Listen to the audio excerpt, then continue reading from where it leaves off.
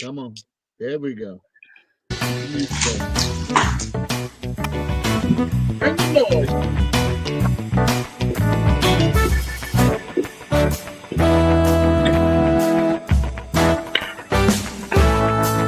All right, ladies and gentlemen. Oh, y'all clapping, huh? Yes, we're ready. Good evening to each and every one of you, and welcome to another. I'm gonna just go ahead and say it. Great rendition of Music Lovers Ltd. After coming off last week, I didn't know how we could top it or even get equal, but we had, because we got a gentleman here that's a two-time rock and roll inductee. Not too many people on this planet walking around can say that. Not too many people that are on this planet, period, can say that. But this gentleman can say it, and it's actual fact. Ladies and gentlemen, would you do me a favor and welcome my very, very good friend, Mr. Sammy Strain. Let's give him a nice round of applause. Good evening to you, my brother. I'm glad to see you, man. I'm glad to see you. We've been talking over, and I mean, we've just been talking all the time. But now to have you on the show is not only a blessing. I really, really appreciate the fact that you've come to hang out with us. How you doing? Everything good? It's my pleasure. It's my pleasure. Cool. Let's jump right on in because we got a lot of stuff to cover, and I know you got a lot of stories to tell. Sammy, Absolutely. your whole career has been 50 years plus. Give me an A, B, or C, or D rating of your whole career. What you think it is? Well, I would say A, first of all. Well, A, B, C, and D. You know what? All right. Give me a brief explanation of all so the other party can get into. Why A? What's the A for? I guess just a stellar career, you know. Okay. For 50 Right, years. give me the B. What's the B for? I really wouldn't. You know what? It's been a blessing. The B is it's been a blessing. Okay. That's what you call fast thinking under that hat, baby. That's what you call that. Fast thinking. All right. What's the C for? The camaraderie with the groups that I sang with, the relationships that were fantastic. Okay. I'm not going to go into D because D starts going down the scale. But A, B, and C, D, you've come up with some fantastic answers, and we're going to investigate in a few minutes. I'm going to back out and let Drew open up for us. Go ahead, Drew. Hey, Sammy, thank you so very much for joining us. I'm Andrew, and reading up on your career, we knew about your stints with the Imperials and the OJs, but even before then, you was in singing groups. You mentioned the Chips, the Fantastics, a group called the Impacts. Could you explain to me how being in those groups, what led to you going to the first joining the Imperials the first time from those groups? Okay, well, first of all, when I was in the Chips, when we started the Chips, we played 6 months after we started the Chips. We played the Apollo Theater, Dr. Jive show, Tommy Smalls. And that's where I first met the Cadillacs, Bo Diddley, Screaming Jay Hawkins, the Heartbeats, the Dells, for that week, right? That group only lasted for 18 months. But because of that, and then when I was singing with the Chips, we also played a theater in Brooklyn called the Empire Theater, and a group called the DuPonts was on it, and Little Anthony was in the group. Okay. So that's when I first crossed paths with Anthony. Okay. You know, and the Chips lasted for 18 months, and then I joined the Fantastics after that. You know, and then that lasted 2 years, and then I joined the Impacts. You know what I'm saying? So, and it was just an evolution. But all of the groups that I sang with, and I love them dearly to this day, the camaraderie, I look forward to going to rehearsals, man. Oh wow. So Yeah. so you weren't like Allen Iverson then, huh? Didn't no Oh part no, no, no. I really look because of the camaraderie. I mean, we were a gang, you know what I'm saying? Okay. But a lovable gang. We harmonized together. We made music, man. You know. Okay. I mean, Good and I had question. never been with a group of gentlemen like that, like-minded. And we all couldn't wait together to be together the next day. That's awesome. That's awesome. That's what Yeah. you were saying. Good question, Drew. Way to start us off. Come on in, DD. Good evening, Mr. Strand. Now you Sammy, please call me okay? Sammy. All right, Sammy, and I'm Dee Dee. Okay, not Diane. Okay. Dee Dee. Um, Okay. see, I forgot my question. Oh no, when you joined the Imperials, were any of the other guys in the other groups with you in the Imperials? Oh yeah. Well, first of all, I was in the Imperials when Anthony wasn't in the group. What happened? The Imperials broke up. Little Anthony Imperials broke up, and Clarence and Ernest I went to school with. So, and they knew I sang first tenor. So when the group broke up, they called Richard Brad and say, let's call Sammy and see if he'll join the group. And of course, I was singing with the Impacts at the time, but I wasted no time leaving the Impacts and joining the Imperials. Smart move. Smart Yeah, move. without Anthony though. Of course, as a Okay. matter of fact, I was the lead singer, Ernest was the lead singer, and George Kerr was the lead singer. Yeah. Oh, Okay. okay. Yeah. Yeah. That's a little bit of history there. Thanks for bringing that up. Because I Okay. called George and told him that you was on. He probably forgot, but George took little Anthony's place. I hate to say that. Took No, his place. no. Nobody I did. took Lil Anthony's place. Okay. And then Oh, George really? came in. No. Think this here. We had 3 lead singers. George Kerr, Ernest Wright, and Sammy Strain.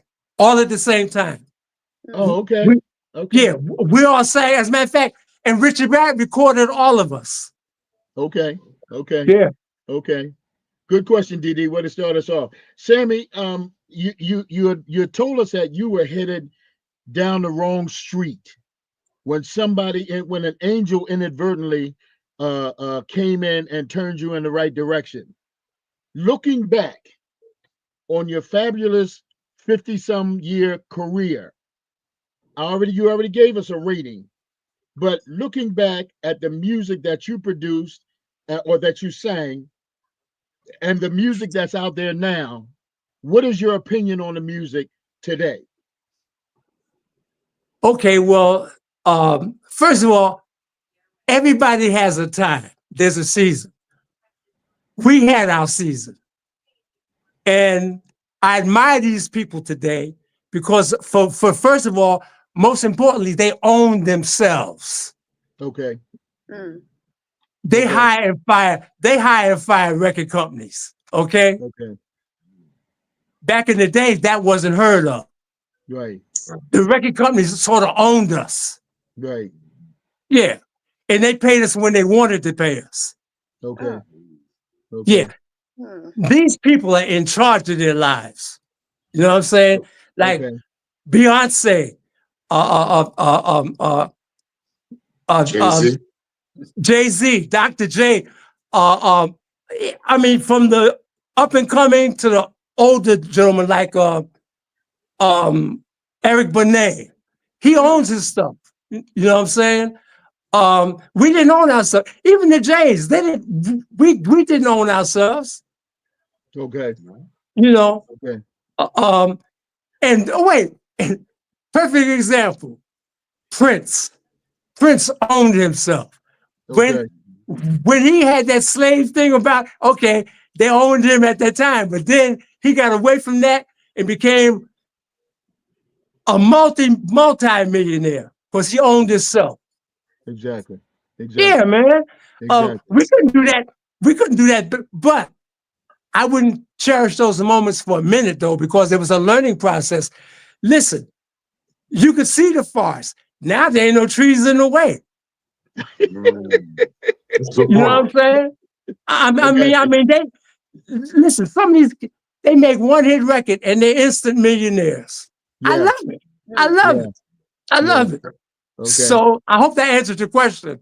Yeah, yeah. Well, what you did is you answered it with a different slant to it. You know what I'm saying? Which is definitely okay. Definitely all right. Because you brought out something that sometimes we get the opportunity to talk about and sometimes we don't. On this call right now, on this show right now, you're the one with the most experience, singing, being on stage, going from town to town, the one nighters and all of that kind of stuff there. So compared to what you're saying now versus the way it is now, it certainly is a big, big, big, big difference. Big difference. Oh Big yeah, difference. but this here, but there's a big difference between the Chips and Little Anthony and the Imperials and the Chips. I mean, and Little Anthony Imperials to the OJs because I played the Apollo Theater, small venues with the Chips, and even with Little Anthony, the Howard Theater, the Regal in Chicago, whatnot. When I got with the OJs in 1976, you're talking about 20,000 seat arenas, man. You know what I'm Okay. saying? And we Okay. were the headliners, you Wow. know. Right. Oh yeah, you know. So I went from there to there, and when I tell you, I walked on the stage. As a matter of fact, I did the first tour that the OJs actually headlined their own tour. Okay. I'm sorry. Yeah, right. But anyway, and I had I had 3 weeks to learn what it takes the OJs to learn in 9 weeks. Okay. Okay. Mm. I flew into they had a manager called Barbara Kennedy at the time. I flew into Cleveland and I met Charlie Atkins and I said, listen, a pop told me, it said, it takes these gentlemen 9 weeks to learn what you're going to learn in 3 weeks. And I stayed in that hotel 7 days a week. Dennis, our conductor, took me out to get some air every night. You know what I'm saying? But when I tell you, we rehearsed from about 11 to 12 o'clock in the morning to 6 o'clock in the evening, 7 days a week. I can believe it. I Yeah. can believe it. And I can then believe it. I had fittings for uniforms and all kinds of stuff. And I hit the stage at we did our first gig in Buffalo, New York. Okay. And I missed one step, but nobody knew that I missed it. The Okay. next night we played to OJ's Cleveland, Ohio, Okay. and 20,000. What was the name of the arena? Anyway, it was 22,000 seater, Okay. and I didn't miss a step or nothing, man, a note or nothing. Okay. Okay. And as a matter of fact, the Commodores were our opening act. Okay. Yeah, Okay. All right. and I mean, and it was like arena after arena after. Oh, and I was supposed to be in the group for just 9 weeks for the first tour, right? Because I Okay. was going to be an understudy for William Powell because he was sick at the time. Exactly. Yeah. So when the 7th week happened, and I was on the bus, and I said, I want to thank you guys for letting me fill in for Will and whatnot. And Ed looked at Walt, and Walt looked at Ed and said, "What are you talking about?" And I said, "Well, the tour will be over in 2 weeks, and I'll be going home." He said, "They said to me, Negro, you'll be," and OJ, till they throw dirt in your face. And I broke down, and I went in my bunk and started crying, man. Man, that's awesome. That's a great story, Sammy. Great Yeah, story. Great yeah, story. yeah. Drew, come on in. I know you got something riled up there, Drew. Come on. Yeah, Sam, I want to go back to to the beginning when you was with the Chips. I did some research, and it was my understanding you guys did some recording, and you recorded a certain song called "Rubber Biscuit." Is Yeah, that the name absolutely. of it? Okay. According to my research, the Blues Brothers recorded it and didn't let you guys know, and for a long time you guys didn't get paid. How did that? How was that? how did that happen? Okay. That you guys not get Okay. recognized or get credited for that song? Oh no. Okay. Here's what happened. Okay, we got a 2-cent royalty per record, right? At the time, of course, we didn't make no money. But dig this here: the record was a hit all across the country. Otis Williams from the Temptations said that was one of the first records he bought. Wow. Oh, We wow. didn't know it was a smash. But because there was no charts for us, nothing. I mean, this is in 1956, man. What did we know about a chart? Right. You know, right. I mean, we didn't know about Cashbox magazines, none of that kind of stuff. And the only people that were privy to it was the industry people, you know? Okay. So what happened was the group lasted for about maybe close to 16, 18 months. And then we broke up. So we didn't know how big the record was. And years later, we come to find out that it was a hit everywhere, you know? So now, Saturday Night Live, the Blues Brothers, and I love the Blues Brothers. And this is when I was with the OJs, right? So, and I was living in LA at the time. And there's a Colony record store on Sunset and on Sunset Boulevard. Anyway, so I'm looking at I pick up my cash box because I'm trying to see where our number is on the charts. And I see this ad, Blues Brothers, double platinum. Yeah. And I look at all the songs and whatnot, and I see Rubber Biscuit by the Chips.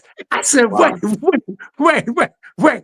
Okay, so now a couple more pages, it went triple platinum, man, right? Wow. The ads, right? So I get home and I call Paul Fulton, one of the members, and his wife worked for a law firm.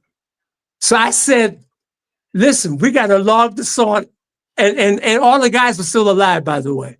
Okay, good. So what happened was I said, listen, you guys don't watch television that much, but the Blues Brothers recorded Rubber Biscuit, and the album went triple platinum. Wow. And they said, what? So what does that mean? So I said, we got some money coming. Right? Absolutely. Because we not only recorded, we wrote Rubber Biscuit. Okay. Wow. Okay. So you were able to secure royalties eventually. So making a long story short, the first check was for small 6 figures. All right. Okay. And we're still getting paid to this day. That's what I'm talking about. Because Sam, you know, there's a lot of groups that don't have it like that. You know, they still get screwed over. But the fact that when I read that you recorded that song way back then, and then the Blues Brothers tried to take credit for it, and you guys caught on to it, and you were able to secure, that. No. Well, what happened, they didn't take credit for it. They just recorded it, and they never, as a matter of fact, I had the pleasure of singing with Dan Aykroyd at the Hard Rock Cafe. Okay. Yeah, because I was a Chips. They didn't think that the Chips were alive anymore.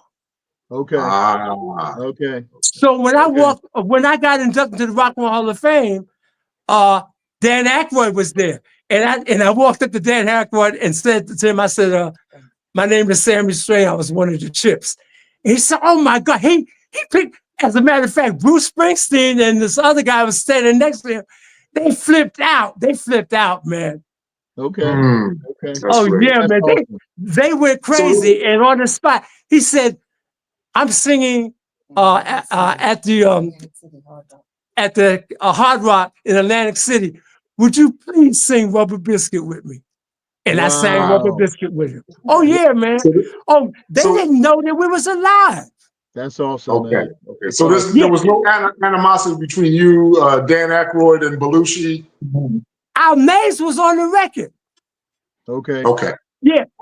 So the people had wrote the record, but they thought that we were all dead. Wow. That's amazing, man. That's a great story. Drew. Good, Drew. That's a good question. Good question. Come on in, DD.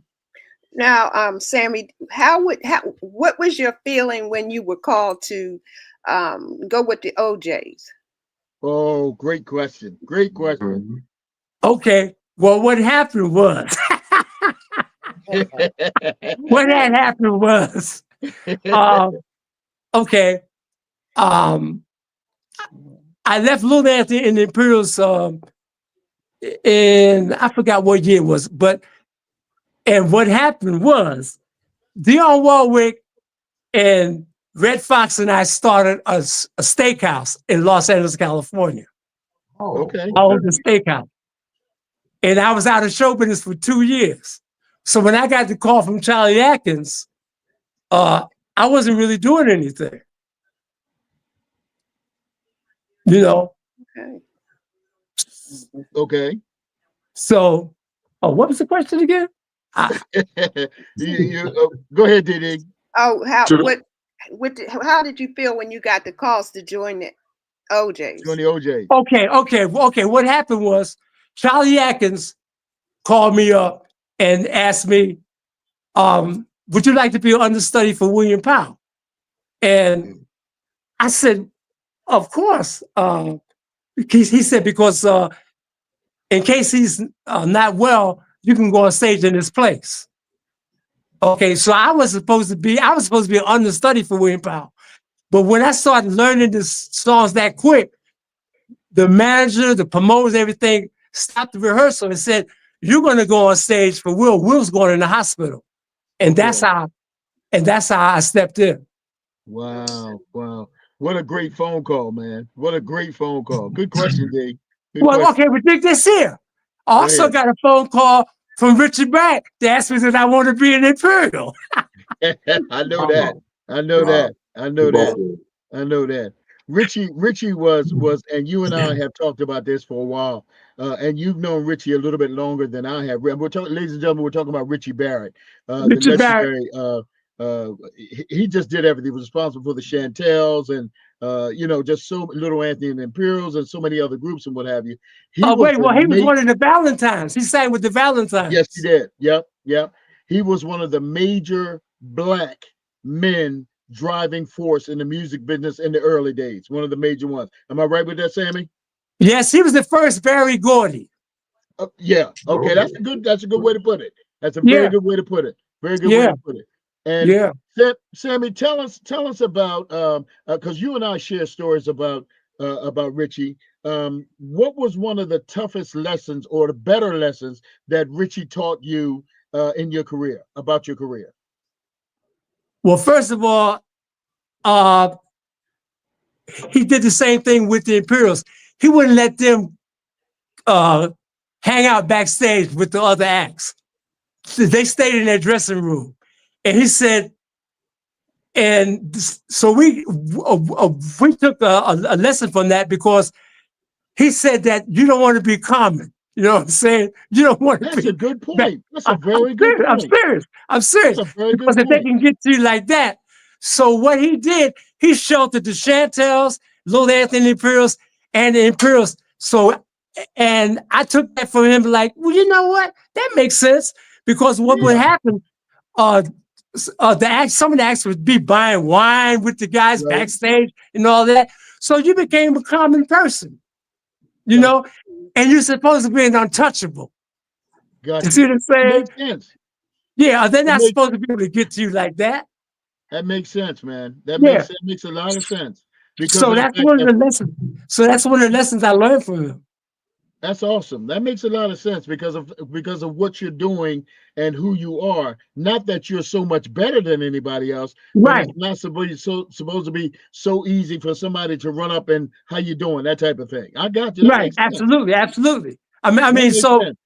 so yeah, so that made you special. You know what I'm saying? Yeah, yeah, that makes a lot of sense. Makes a lot of sense. Yeah. Ladies and gentlemen, this is Sammy Strain, the legendary member of Little Anthony and the Imperials. For those of you that don't know, I think I'm preaching to the choir because everybody knows who Sammy is, and he's I also don't think so. Oh, yes, we did. one of the members of the formerly a member of the group the OJs. we're talking about Richie Barrett, and I'm going to just give you a quick story, and then I'm going to move on, and Drew's going to step in. Richie Barrett, I met him when I was at WHAT some years later. I knew of him from being in the business, with being the manager of this person and talking to him, but I actually physically met him. And I called him on the phone and I asked if we could meet because I'd like to talk to him, interview him on the air, that type of thing. That night, after that night, we became instant friends. But he drove up in his green, what was that, Silver Cloud or whatever it was? Was that what it's called? Right. The silver, one of them cars, a Bentley cars, whatever, man, the thing was, it was beautiful. It was beautiful. But he was on the wrong side of the street. I said, what are you doing? But that's the way they make those cars. But anyway, we met on City Line Avenue, where there used to be a Taco Bell. That's where we met. Okay. And he said to meet me at 8 o'clock. I was there. Everybody can tell you, they know I don't like to be late for anything. I was there at 7:30. I was in the building at 7:30. So he comes in about 10 minutes to 8, and he walks over to me and he says, "Are you Ali Haggett?" I said, "Yes." And I got up to shake his hand. He said, "You're late." I said, "What? What are you?" He said, "You're late."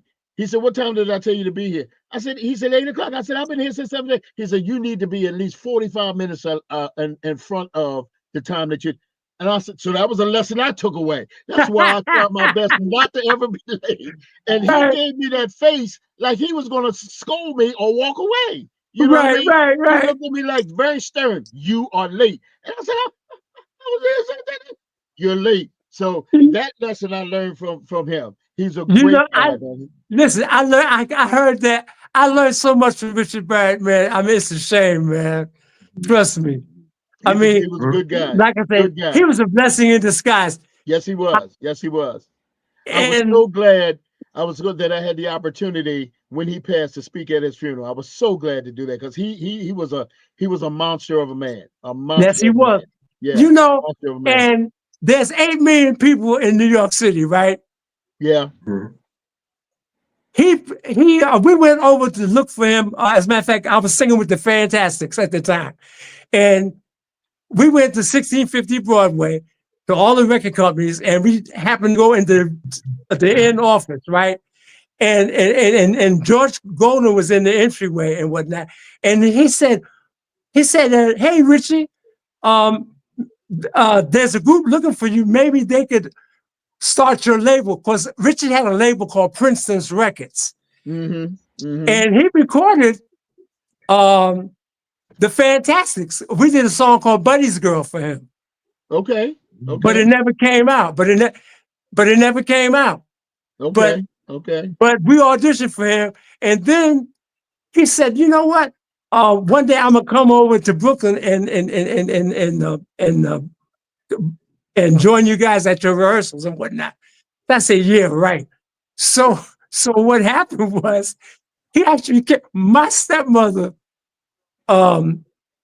I was in the pool room. It was a beautiful day, spring day. And she said, "There's a guy with this convertible Cadillac with this black outfit on, with these white shoes and whatnot, named Richard Barrett, looking for you." I said, "Are you serious?" I said, "No." I went to the corner. And everybody in the apartment building, he had this black convertible, Chrysler convertible with the top back. He was in all black and white. And he said, "Hey, brother, I told you I was going to come and crash your rehearsals and whatnot." Right. And he took me in the car and whatnot. And we've been friends ever since, man. Yeah. Yeah. He always spoke highly of you, man. He always spoke highly. And then when I was with the Impacts, he called me up and said, "How would you like to be in Imperial?" And I mean, we were thick as thieves. He was my big brother. I got you. And out of all the 8 million people that lived in New York City, he chose me. That's awesome. That's awesome. Yeah, let me step back. Drew, me. Come on in, Drew. Come on in. So, Sammy, okay, you've been successful almost since the beginning of your singing career, from the Chips to the Fantastics to the Imperials to the OJs. You get to the OJs. Wait. Semi-successful, because between the Chips and the Impacts and the Fantastics, trust me, he wasn't making no money. I was preparing to get. I didn't get really famous until Lou Dance and Pills got back together and we recorded I'm on the Outside Looking In. Okay. Oh, It took, wow. One of it my took, favorites. it took 9 years to get there. Okay. I started when I was 16 and I recorded my first hit record at 24 years old. Okay. Ah, Okay. okay. Okay. Okay, but Go ahead. Go ahead. No, Go I ahead, was gonna, I was when you go to the OJs, you're with the OJs for what, 15, 16 years? 17. Recorded 17. You recorded Yeah. 11 albums. Yeah. Several of them with gold or platinum while you were there. Right. Now, okay, with all that success, why did you leave the OJs? Were there some kind of conflict there, or did the Imperials on the second stint, offered you greener pastures per se? No. Here's what had happened. By that time, the group Levert had happened, and the OJs had an office, and they were planning to produce more, manage other acts and stuff like that. So therefore, I get my charge from live performances. I get paid for live performances. So they were going to work less. So when this opportunity came up, first of all, it was like, we did a reunion at Madison Square Garden. I was still on the road with the OJs, but I had 2 or 3 weeks off. So the manager that used to be our manager with the Imperials, he said, how would you like to regroup with Anthony for one night at Madison Square Garden? And I said, wow, that'd be great, And they sent from Ernest from England, Clarence was in Vegas and whatnot. And we came back together for just that one night performance, but we got together a week before. And Anthony's conductor, he was tearing up because he'd never heard Anthony sound like that in his life since the group had left. Wow. Wow. Yeah. Wait, Wow. but it's here. We didn't even have to rehearse. We knew all the songs automatically. And now we were more powerful because now our voices had matured. So it was just like a breeze, man.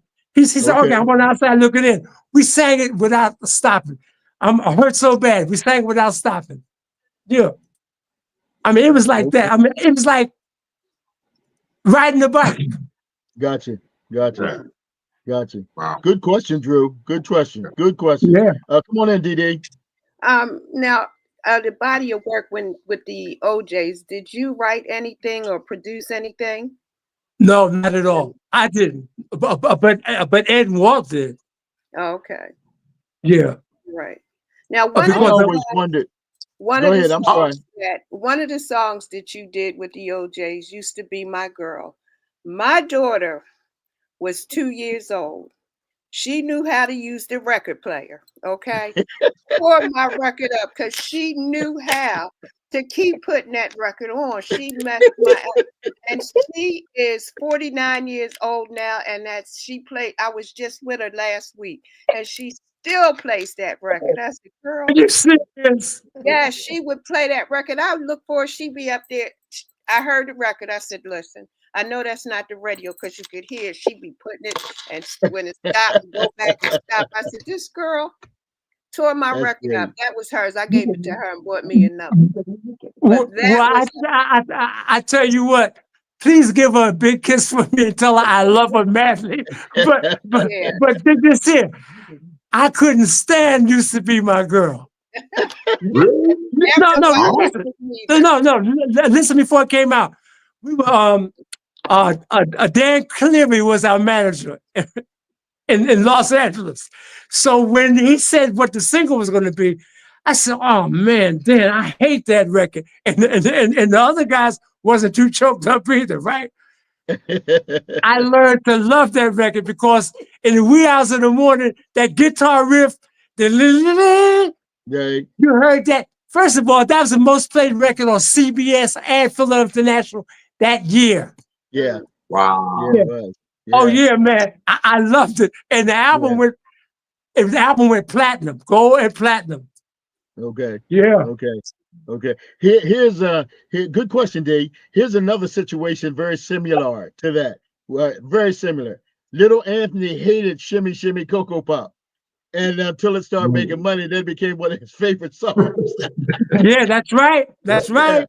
He hated that. He told us that. He said, "Man, I hated that song." He said, Yeah. "He had to deal with it now because it's made him a lot of money." And your Yeah, but travels you know with what? what's that? Back in those days, you had to sing what the record company told you to sing. You know what I'm saying? Right. I mean, you didn't have no choice. Right, exactly. Tell us, share with us, Sammy, a great experience that you had with the OJs. Oh man, there were so many. Well, first of all, the fact that we didn't have a hit off of this album, but it went gold in 6 weeks. Okay. Yeah, my first album with the Jays went. What was the name of the album? I forgot the name of the album. That's all right. Okay, but the album went gold in 6 weeks. Okay. I had a gold record. I said, "Get the heck out of here!" Yeah, man. Okay. You know, so that that's was one of gotta the be a blessing. experiences. But there was so many. Well, first of all, getting gold and platinum back to back. Yeah. I mean, it was like it was automatic. Like, and when we be recording the album, the Gamble would say, "Well, you know, this will probably go a platinum and whatnot." And I'm talking about, what are they talking about? Platinum. I mean, the record's not even out yet, but it went gold and platinum. Okay. You know, I mean, several albums like that. You know. Okay. Yeah. And, I mean, and I wasn't used to that. You know what I'm saying? Yeah. Sammy, before I move to somebody else, do you have a favorite OJ's record that you'd like to say?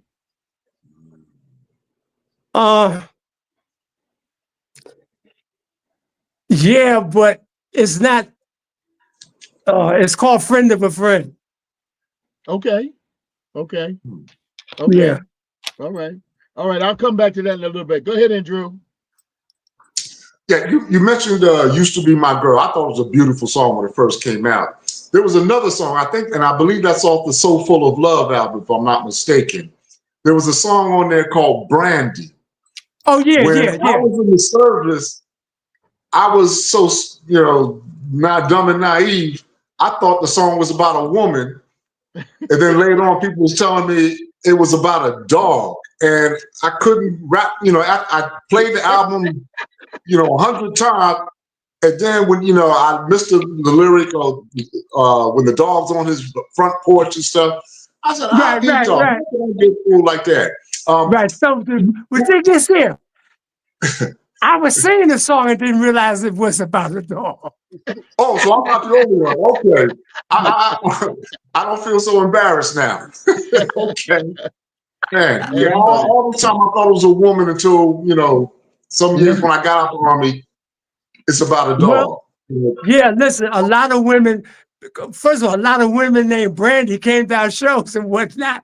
So I said, you know what? Don't let these people know this song's about a dog. But they didn't care. And what happened was the radio stations, when we went on tour that year, they was giving away puppies. Wow. Really? Yeah. Wow. Yeah. That's awesome. That is awesome, man. That's awesome. Yeah. Good question, Drew. Good question. Come on in, DD. Now, before I forget, I'd like to congratulate you on being inducted into the Rock and Roll Hall of Fame twice, not once. Twice. Twice. Yeah. Thank you very much. Thank you. You're welcome. But now, when you went back to the Imperials, was it like a reunion for y'all, or you said y'all just fell right into place? Okay, what happened was I was still singing with the OJs, and we had this 3 weeks so that I was able to do it because we were off for like 3 weeks in the middle of the tour. So what happened though, when we did Madison Square Garden and whatnot, oh, and we also did Dick Clark's TV show, 20th anniversary show. Okay. The Imperials made a special appearance on the show. Anthony came back, Clarence and Ernest and myself, because Ernest lived in England. Anthony was by himself, and Clarence had a group in Vegas. So Okay. we got back together and we did a Dick Clark special. And when Ed and Watts saw the special, they said, I had a feeling that you were going to leave your group and go back with the Imperials, but I had no intention of doing that. Okay. Okay. You know, so Okay. but then, like I said, Ed and Walt and then wanted to spend more time on producing and managing acts and whatnot. So it was very easy for me to say, okay, well, listen, y'all gonna do that, and I'm gonna go back with Little Anthony Imperials. Makes sense. Makes sense. Good Yeah. question, D. Let me throw this at you, Sammy. Growing up, Little Anthony and Imperials, looking at them, no question about it, they were black, but they were more appreciated and considered a white-black group, if you follow what I'm saying. OJ's, Right. no question about it, where they came from, how they looked, and what have you, strictly black. Strictly black. Black Yeah, music, I R&B. mean, the whole deal. Now, your acceptance into Little Anthony and singing that type of, because you guys more went to, like, I don't want to say show stuff, because Tears on My Pillow, all of that stuff was definitely black song, but it was considered, you were sort of considered, at least in my knowledge, growing up in the radio field and looking at where you were on the charts and what have you, and how you were played, you were considered somewhat of a white group. The OJs were considered black all along. Was there an adjustment that you had to make singing with either group? No. Well, you got to remember, when Little Anthony Imperials first started, they were an R&B group. I mean, that was considered a black group. Listen, Frankie Lyman and the Teenagers, the Chantels, wait, first of all, you know the song that we sang and we did the split song, I'm All Right? Yeah, yeah. Sam Cooke and Anthony wrote that at the Howard Theater. Okay. Wow. Okay. Yeah. Okay. So during that time, that's a chitlin circuit. Everybody was black. Okay. Okay. Yeah. Okay. So when Alan Freed gave the first rock and roll shows at the Brooklyn Paramount, and he pulled the covers off of all those people that were singing black songs but with the white covers, well, he didn't play any white music. He played black music. He played white music. He played rock and roll. So so he didn't play Pat Boone's Tutti Frutti. He played Little Richard's Tutti Frutti. Right. Yeah, he threw Pat Boone's Tutti Frutti in the garbage. Yeah. So listen, this white man, and he exposed, like, okay, the Andrews sisters, no, not the Andrews sisters. The McGuire sisters had hits on Sincerely by the Moonglows. Right. And they had A Good Night Sweetheart by the Spaniels. Right. Okay. Well, he played Sincerely by the Moonglows and Good Night Sweetheart by the groups, by the Spaniels and the Moonglows. He would not play the white covers. You know what I'm saying?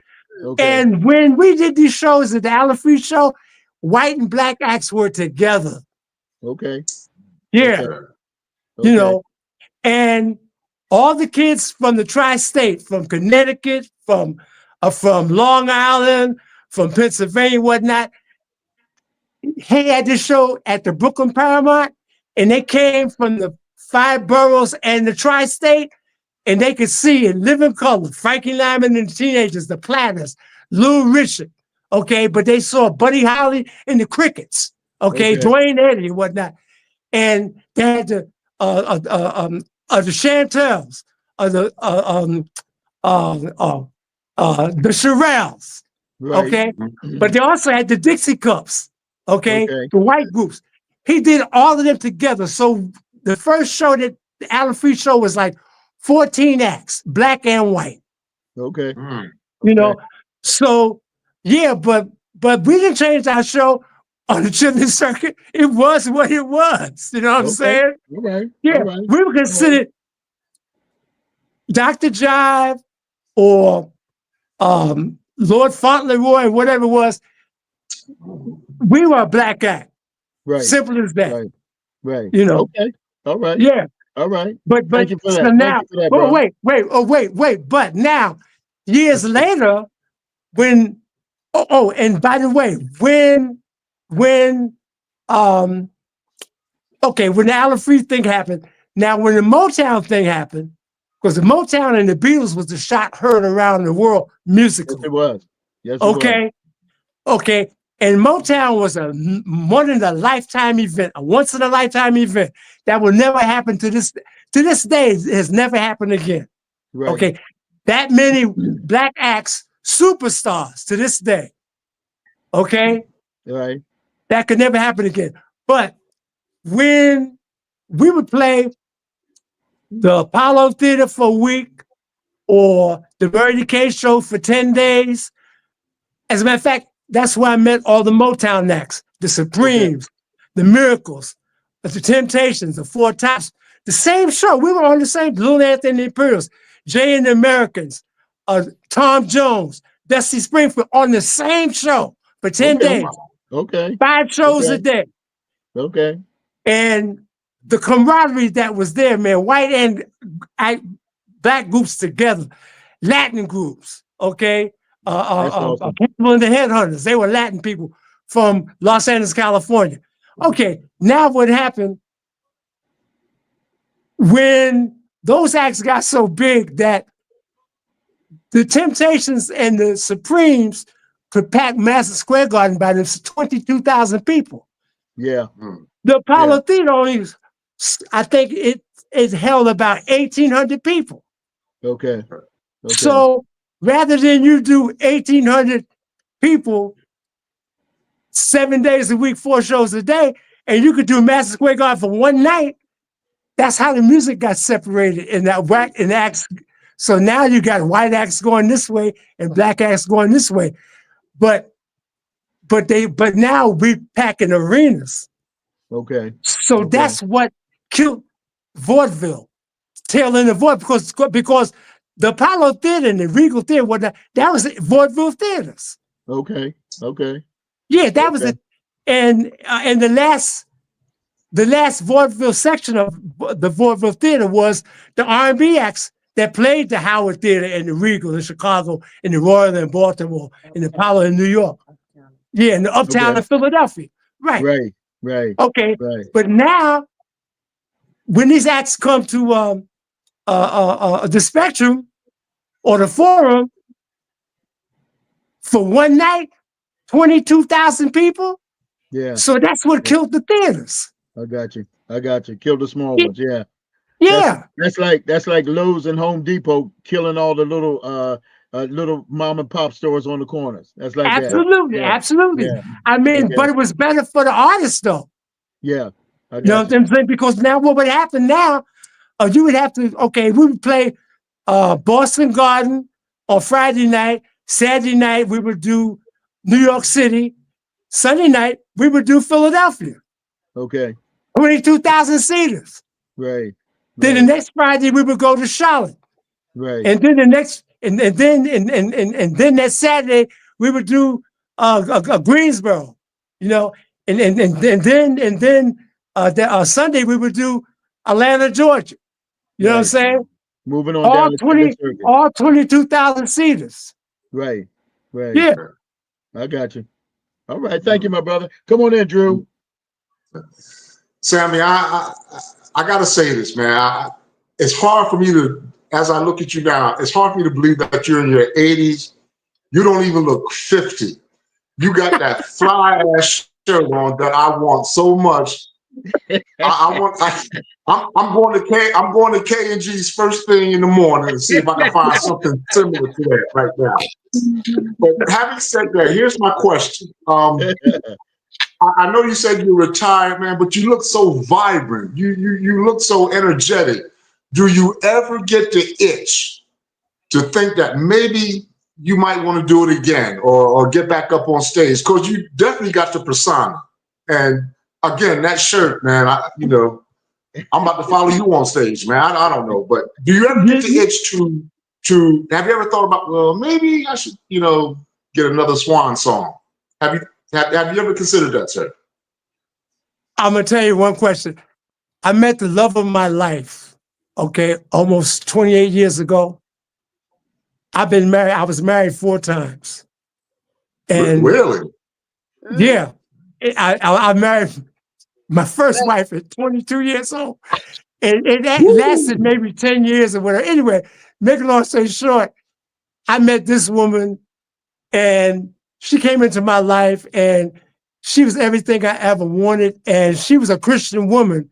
And then what happened, okay, I was, I had retired. No, I hadn't retired yet. And what happened, I said, you know what? This New Year's, let's find a church to go to, because I had been a Baptist, a Methodist, and a Catholic. Okay, I've always been seeking religion, and whatnot. I was a very spiritual person, and then for some reason, and the last religion I was a Catholic. So when in the late 50s, they found these aborted babies in this nunnery. Okay, which meant that the nuns and the priests were having relationships. Okay, this was in Spain. All right, so I got disillusioned. So I said, you know what? I'm gonna leave it alone. I'm gonna leave religion alone.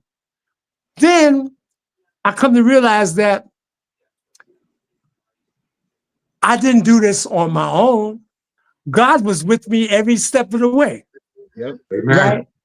So then I found myself, whenever I would go to New York, I would go to St. Patrick's Cathedral. Whenever I would go to Atlanta, Georgia, I'd go to a Baptist church. I was always seeking something spiritual. So one day, when I met this woman, and I met her years ago in California, she used to date an actor friend of mine, right? And I went to critique one of her shows in Las Vegas, the Huntington Hoffman Theater. I never saw her again for 20 some years. I get married again. I moved to Philly, and she was from Sentiments, New Jersey. I met her in California. That's right down the street from me. Right. So what happened when we hooked up? Yeah, she was singing with Chubby Checker, and we were in Ogden, Utah. Oh wow! And it was Little Anthony Crew. Huh? They got black folks in Utah? Yeah. Yes. Anyway, okay. But anyway, okay. But on the show was the Mamas and the Papas, Chubby Checker, Little Anthony Pearls, Martha Reeves, and Chubby Checker, right? And we in Ogden, Utah, and we had to go to the barbecue cook-off in Pittsburgh, so we left that early that day. Anyway, make a long story short, the next month we did San Jose with James Brown, okay? And the same, James Brown, the Mamas and the Papas, and Chubby Checker, and the same group of people, right? So anyway, we hooked up. I was coming off stage, and she said, "Oh, you may not remember me." And I said, "Stars on 45," but that was the play that she was in Hollywood.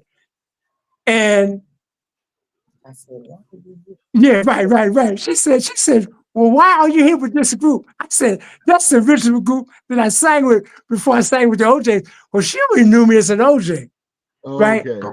Okay. So now what happened was, when we played San Jose, California, I said, "Are you engaged, going to study, or married or anything?" She said, "No, none of the above." So I said, "Well, would you have dinner with me tonight?"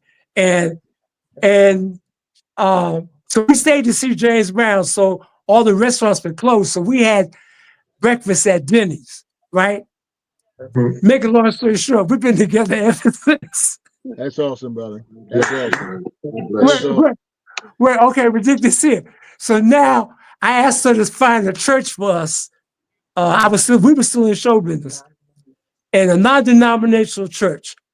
And it was New Year's Eve, and it was a black pastor too, and it was a rainbow. It was black people, Asian people, Latino people, and whatnot. And the pastor was Cedric Brown. He was black, and he said, "Would you like to be saved?" I said, "Yes, I would." So he saved me and whatnot.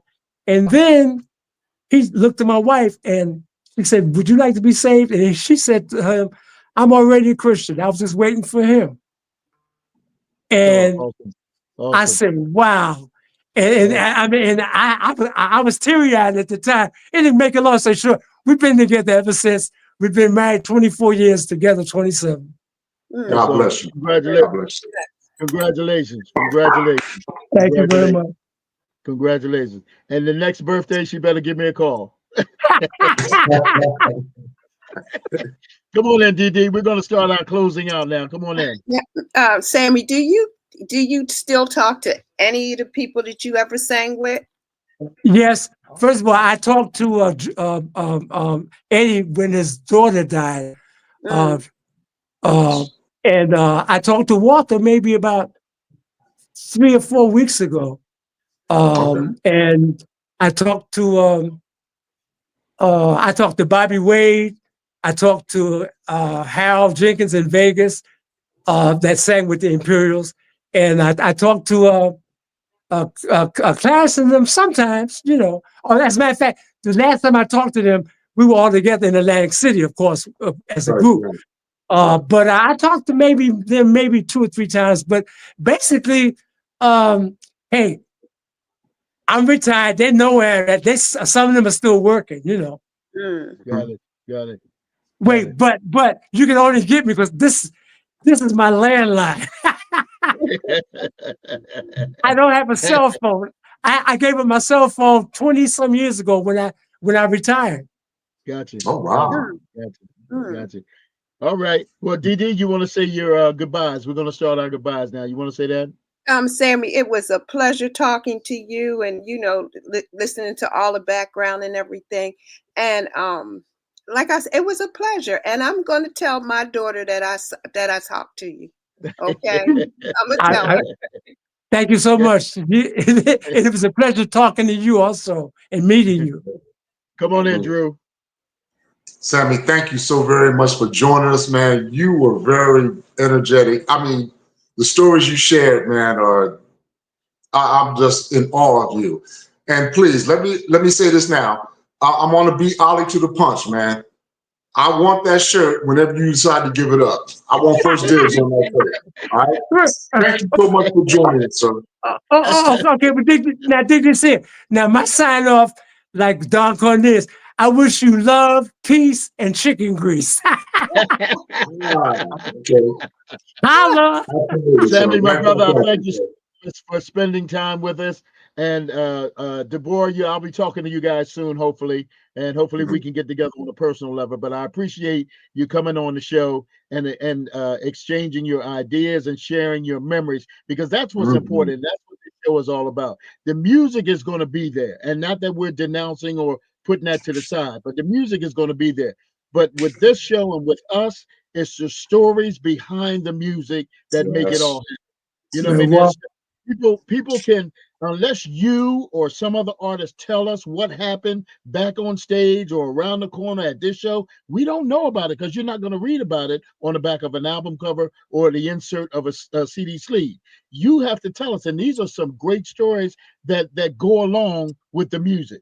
Now, Dee shared about her daughter. Somebody out there, when they play It Used to Be My Girl, they're going to think about Dee, they're going to think about her daughter, and they're going to think about what you said about the song.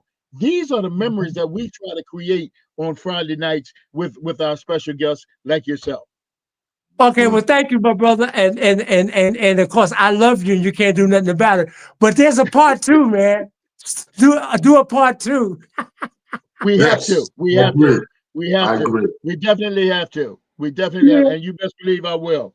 Ladies and gentlemen, the legendary Sammy Strain again. Two inductions into the Rock and Roll Hall of Fame, which again, as I said to you in the very beginning, very few people can say that, but he can say it, and it's true, and we can back it up with Little Anthony and the Imperial OJ. Great experiences with it. Tune in next week. Next week, our guest is Chef Charles Knight. He's a master chef, and he's living down south. We're going to talk a little bit about food and how food and music always hook up together. Be sure and stay tuned. WPPM 106.5 FM. Yours truly, my show will be on from 10 o'clock until 2 a.m. Great oldies, and what a way to bring your Saturday morning in. Take care. Have a great weekend. We love you all, Sammy and Deborah. Thank you. I love you. Can't do nothing about how.